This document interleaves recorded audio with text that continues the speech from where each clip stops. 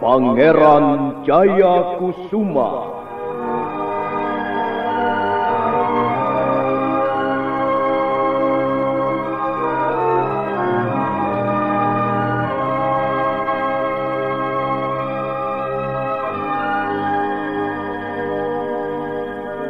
Sebuah serial drama radio yang dipersembahkan oleh Teater Sanggar Cerita dan Sanggar Prativi bekerja sama dengan PT Bayer Indonesia.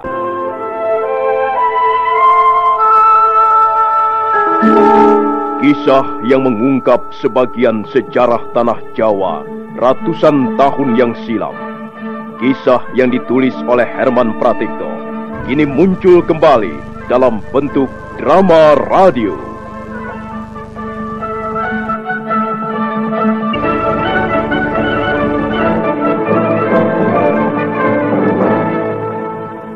Naskah disusun dan diolah oleh S. Tijab, teknik dan montase Rudi Tinangon dan M. Pranoto, sutradara E.W.S. Yuwono. Sekalipun mengaburkan kudanya kuat-kuat, Dyah Mustika tetap tidak mampu mengejar Wangsa Tanu. Karena itu dia segera mengekang tali kendali kudanya. Sejenak dia termenung. Pikirannya dipenuhi gambaran-gambaran tentang Mapatih Gajah Mada, seorang tokoh penting Majapahit yang dianggap musuh besarnya. Bagaimanapun juga, Gajah Mada itu musuh besarku. Biarlah kebimbangan di hatiku merajalela, tapi dendam mesti dibalaskan. Hiya!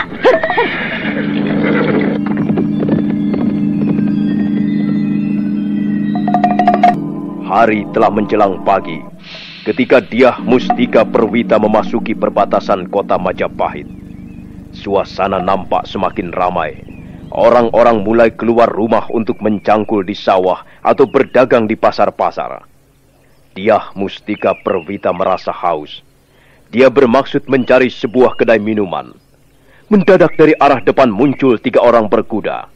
Yang seorang bertubuh gemuk pendek bertampang lucu. Yang seorang kurus jangkung dengan mata selalu curiga. Sedang satunya lagi seorang lelaki berbadan tegap dengan wajah angker. Agaknya dia ini yang menjadi pemimpin 2 orang temannya. Ketiga orang itu, begitu melihat Dyah Mustika Perwita, langsung mengekang tali les kudanya. Berhenti dulu. Ada urusan apa kalian menyuruhku berhenti? Aku sibuk, aku tidak punya waktu. Kami hanya mau bertanya. Barangkali kau melihat seorang pemuda berkulit kuning, agak kurus, berpakaian aut-autan. Tidak, aku tidak melihatnya. Bohong. Pemuda itu tadi melalui jalan ini. Pasti kau berpapasan dengannya. Kukatakan tidak. Terserah, kalian mau percaya atau tidak. Kurang ajar. Kau berani meremehkan kami. Mulutmu itu perlu dihajar supaya bisa berkata sopan. Jangan. Jadi kau benar-benar tidak melihat pemuda itu? Berikan jalan, aku mau lewat. Hiya. Gila, perempuan Edian. Agaknya dia mempunyai sesuatu yang diandalkan. Kalau ketemu lagi, akan kupatahkan tulang-tulangnya. Sudah. Kita tidak ada urusan sama dia. Jangan menambah beban pekerjaan sendiri. Yang penting kita harus bisa menemukan pemuda itu.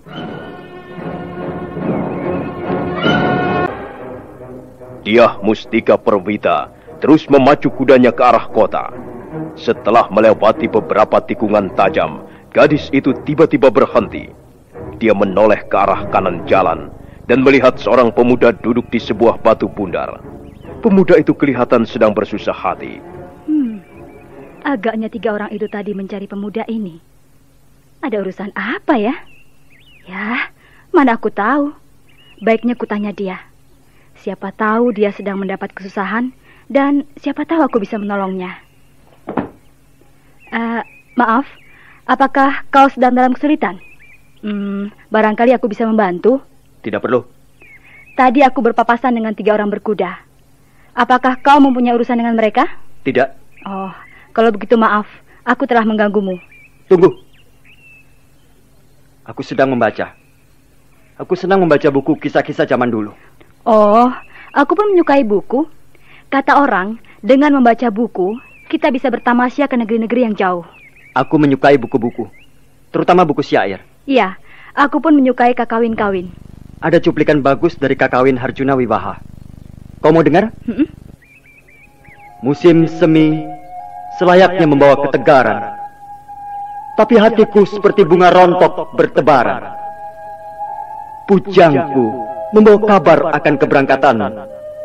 Apa sebab engkau enggan bertemu? Bagus sekali syair itu. Nah, aku pun punya hafalan syair yang sangat indah. Dengarkan.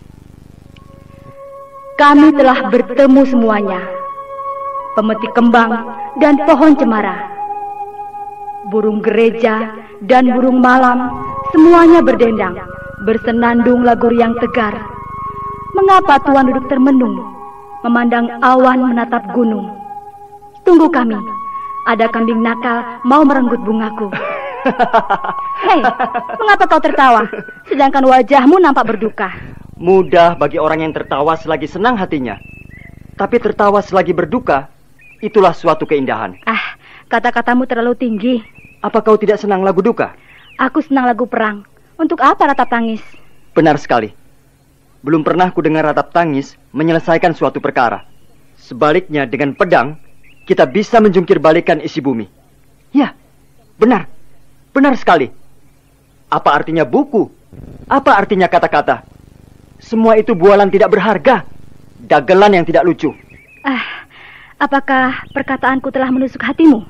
Tidak, hatiku sudah kebal. Kau tersinggung? Pertanyaanmu terlalu membosankan.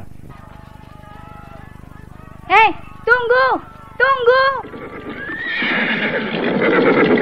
Kau mau maafkan aku, bukan? Iya kan? Kau tidak punya kesalahan apa-apa.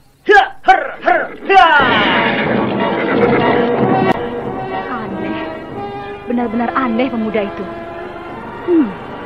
Menilik pakaiannya tentu berasal dari keluarga bangsawan. Tapi sifat dan pembawaannya benar-benar kampungan. Masa bodoh. Hiya! Her! Her!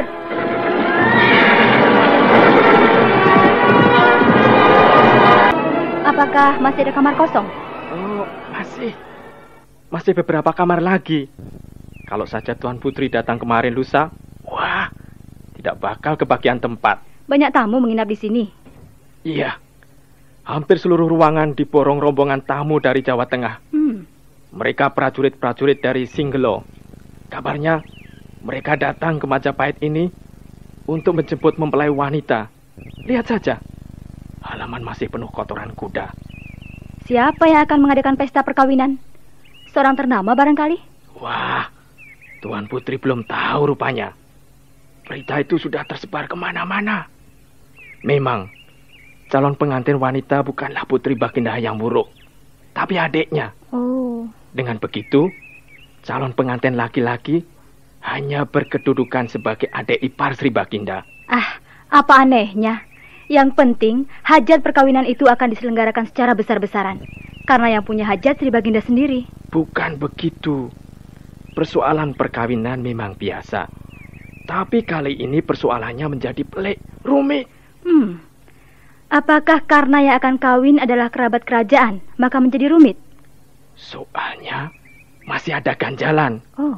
Kabarnya adik Sri Baginda menaruh hati pada putra Sri Baginda yang sebaya umurnya. Dialah yang bernama Pangeran Jayakusuma. Iya, tapi apa salahnya menaruh hati pada seseorang? Itu tidak boleh, karena masih keluarga dekat. Keponakan dan bibi mana boleh menjadi suami istri. Apalagi untuk kerabat istana, tentu bisa mendatangkan aib besar. Maaf Tuan Putri, hidangan untuk Tuan Putri sudah tersedia. Persis seperti yang Tuan Putri pesankan. Paman, apakah ruang sebelah ini kosong? Oh, Tidak, Tuan Putri. Ada kok yang mengisi. Tapi orangnya aneh sekali. Aneh bagaimana? Tidak mau keluar. Oh. Sejak datang dan masuk kamar, pintunya lantas ditutup. Sampai sekarang belum juga keluar. Entah apa yang dilakukan di dalam kamar. Begitu. Soalnya kan saya seorang wanita, Paman. Jadi ya harus hati-hati. Saya takut tidur bersebelahan dengan laki-laki yang suka berlaku tidak senonoh. Tapi kelihatannya dia baik kok, Tuan Putri. Hanya sedikit kotor. Maaf. Hidangan ini mau diletakkan di mana, Tuan Putri? Letakkan di dalam saja. Saya belum lapar. Saya mau keluar sebentar. Mau cari angin. Dyah Mustika Perwita melangkah ke halaman. Tapi baru saja mendekati pintu pagar halaman, dia melihat 3 pengendara kuda datang. Buru-buru dia menyelinap masuk kembali ke kamarnya. 3 pengendara kuda itu agaknya tak bermaksud menginap. Sudah kuduga sebelumnya. Pasti tamu di ruang sebelah si pemuda aneh itu.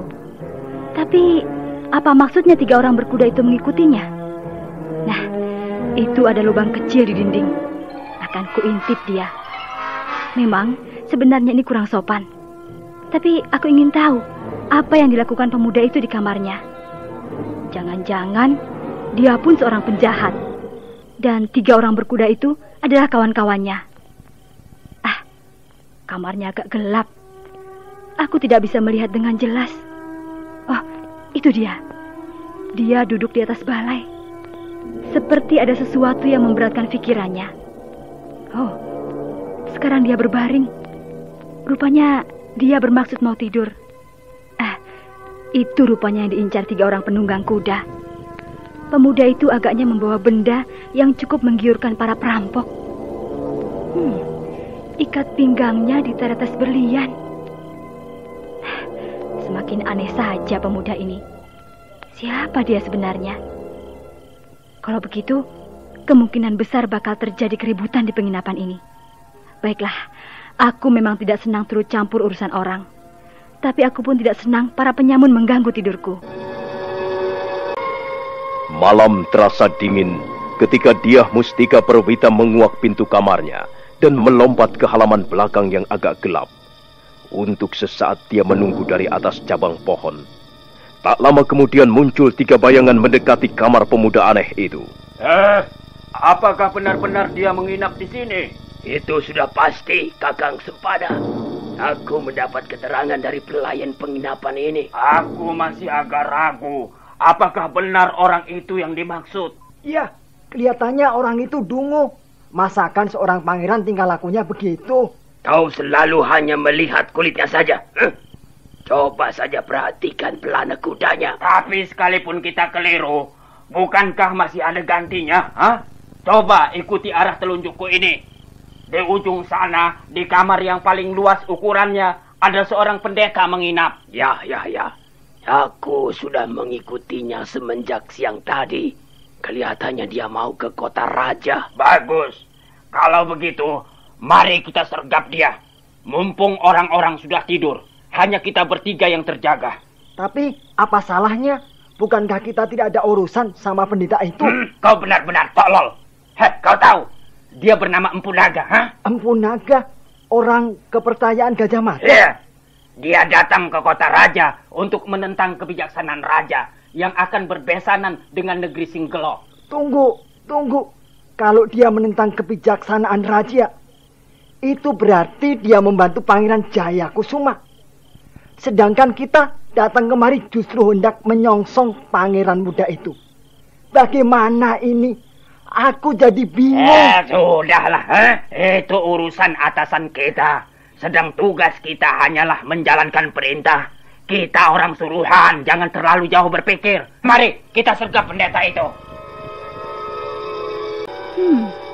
Mereka bermaksud membelokkan tujuannya. Kali ini mereka mau membunuh seorang pendeta. Aku tidak boleh diam.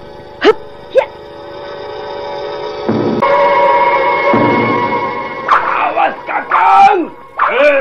Ada orang yang bermaksud membokong kita dengan pisau terbangnya. Itu dia orangnya. Awas! Kurang ajar. Siapa kau? Keluar dari tempat persembunyianmu atau... Ya! Nah, aku sudah berada di depan kalian. Oh, dia perempuan yang berpapasan dengan kita kemarin pagi. Ingatanmu rupanya masih cukup baik. Kami tidak senang kau mengikuti kami. Hei, kalianlah yang mengikuti aku. Dan kalian pikir aku senang? Kemarin pagi kau sudah bersikap kurang sopan. Tapi hal itu jangan kau ulangi lagi di sini. Sekarang ini, kami bisa marah. Dan itu berarti akan membuat malapetaka untukmu. Kau jangan menggertakku dengan cara yang amat hina dan kasar. Aku seorang wanita. Kau tahu itu kan? Kalau begitu cepat kembali ke kamarmu, ha? Dan membiarkan kalian bertiga membunuh seorang pendeta? Setan alas, gebuk saja Kakang. Iya Kang, gambar saja mulutnya yang mungil tapi lancang itu. Kamu kembali ke kamarmu atau tidak? Kalian tidak bisa memaksaku untuk melakukan apa yang tidak menjadi keinginanku. Baik. Tangkap dia, lempar ke jalanan.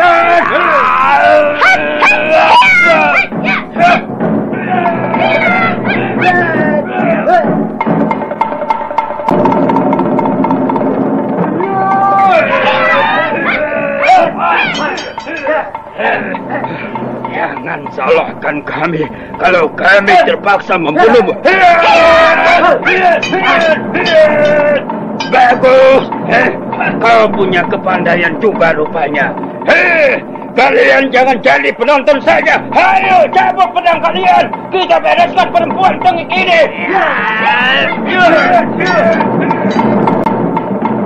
Dia Mustika Perwita memang memiliki ilmu kepandaian bermain pedang.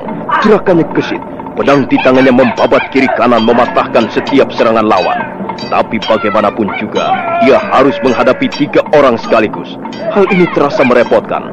Maka tidak lama kemudian gadis itu terdesak dan keadaannya benar-benar menjadi gawat.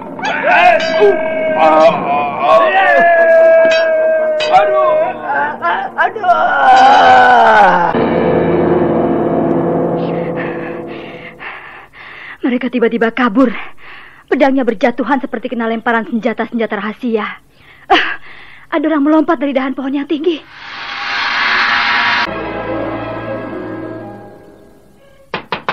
Tuan, bukalah pintunya. Sebentar saja.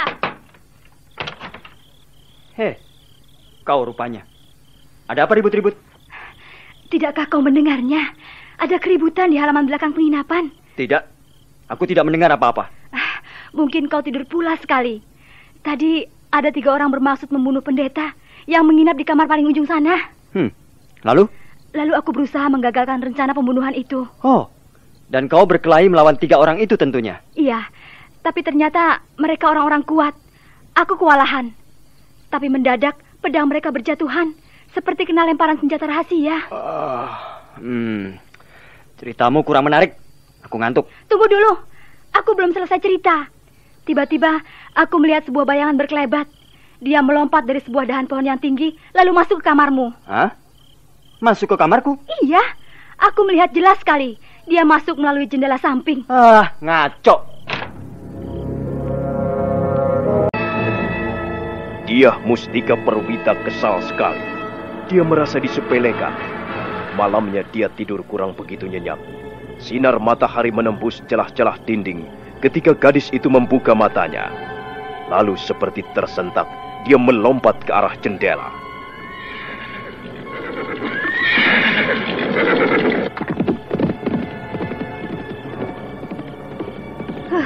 Terlambat. Dia sudah pergi. Baiklah. Kelihatannya kau tidak senang ku dekati. Tidak apa?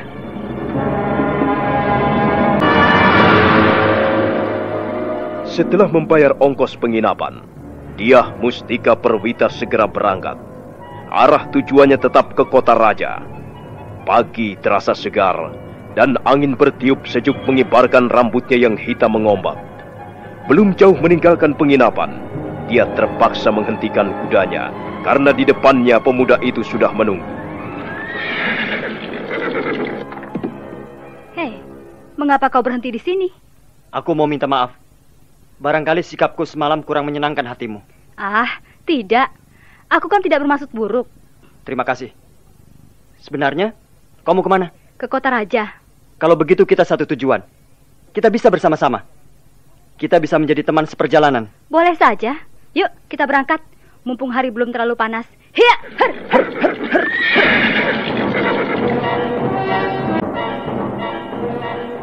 Belum lagi mereka menempuh 100 pal. Mendadak dari arah depan, 3 orang penunggang kuda menghadang. Dyah Mustika Perwita melirik ke arah pemuda di sebelahnya, yang kelihatan tenang-tenang saja. Sementara itu, 3 orang penunggang kuda semakin dekat. Wajah mereka kelihatan beringas. Minggirlah kalian, kami mau lewat. Kucing betina, semalam kau telah menggagalkan rencana kami. Apakah sekarang kau juga akan mengganggu kami lagi, ha? Kami mau lewat. Buat apa mengganggu kalian? Tidak ada urusan kami dengan kalian. Denganmu, memang kami tidak punya urusan. Tapi dengan pemuda itu kami punya urusan penting. Benar, mereka punya urusan denganmu. Apa? Urusan apa? Aku tidak kenal mereka. Oh, Gusti Pangeran. Maafkanlah kami, hamba-hambamu ini. Tapi Gusti Pangeran jangan membuat susah kami. Mau apa kalian ini? Kami anak buah Panglima Panji Wilalung. Beliau mengutus kebertiga untuk menyongsong Gusti Pangeran. Menyongsong aku? Untuk apa? Dan siapa Panji Wilalung itu? Masa Gusti Pangeran tidak mengenalnya? Aku tidak mengenalnya, sungguh. Jangan-jangan bukan orang ini yang dimaksud, Kang. Iya, jangan-jangan kita salah duga. Tidak mungkin. Aku tahu pasti. Aku sudah pernah berjumpa dengannya ketika sowan ke Kepatihan. Marilah, Gusti Pangeran, kita berangkat. Berangkat kemana? Jangan banyak bertanya, Pangeran. Kami sudah cukup lelah mencari Pangeran dalam beberapa hari ini. Iya, Pangeran jangan mempersulit tugas kami. Karena itu, ikut saja, Pangeran. Oh, tidak. Tidak. Kalian tidak bisa memaksaku. Kau harus ikut kami sekarang juga. Tunggu. Kalian benar-benar tidak tahu aturan. Kalau dia tidak mau ikut, kalian tidak boleh memaksanya. Siapa yang akan melarang kami? Kau? Iya. Aku yang akan melarang kalian bertindak sewenang-wenang. Cukup. Jadi Pangeran tidak mau ikut. Pangeran mau membangkang. Pokoknya aku tidak mau ikut. Apa salahku? Sudah. Sikat saja, Kakang. Kalau memang bukan dia orang yang dimaksud, kebetulan kita rampas saja barang-barangnya. Iya, itu lebih menyenangkan, Kakang. Akan lebih menyenangkan lagi seandainya lengan kalian menjadi buntung oleh pedangku ini.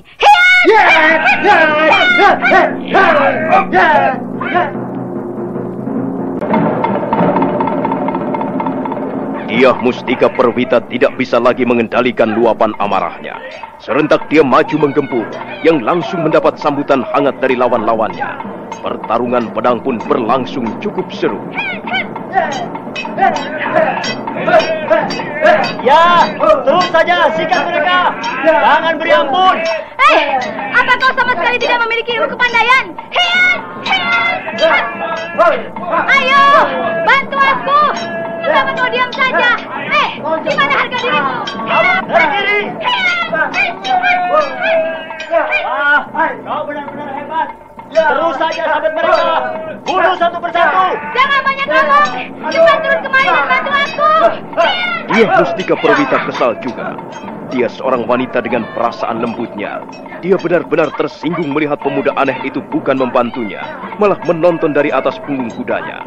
Dan saking kesalnya, Dyah Mustika Perwita bertempur dengan setengah hati. Makin lama pertahanannya makin lemah. Tapi pada saat keadaannya sudah benar-benar gawat, tiba-tiba pemuda itu melompat dengan sigap dari punggung kuda.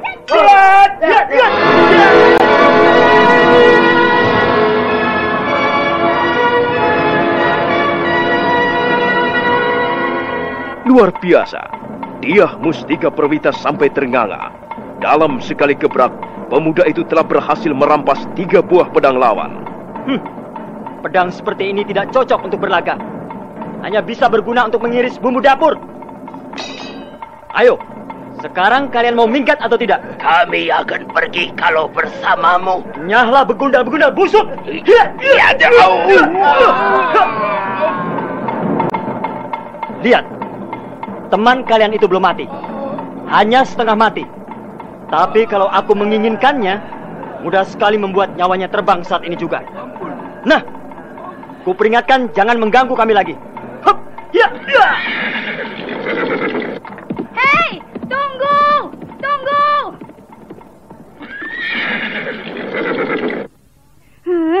Kau bilang kita teman seperjalanan ke kota raja. Tunggu! Ternyata tingkat kepandaianmu jauh lebih tinggi dariku. Dalam sekali gebrak, kau sudah merebut pedang mereka. Tapi mengapa kau malah bersedih? Aku bersedih karena bakal kehilangan mutiara hidupku.